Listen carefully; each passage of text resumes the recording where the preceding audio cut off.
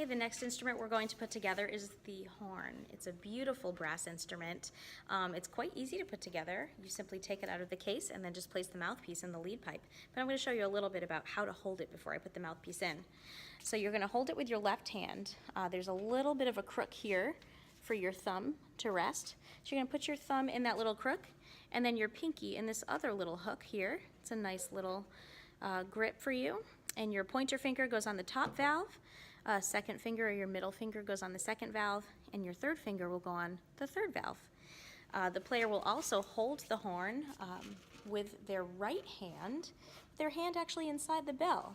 What I tell my students is to create a little bit of a duck shape with their hand, and they insert it into the bell on the front side. You're not going to stuff your hand all the way inside because the sound is actually going to be affected that way.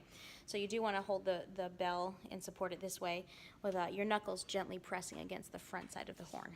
And when you hold it together like this, you have a nice, even, not bent, not leaning forward, but a nice, even, balanced posture. And to insert the mouthpiece, it's quite simple.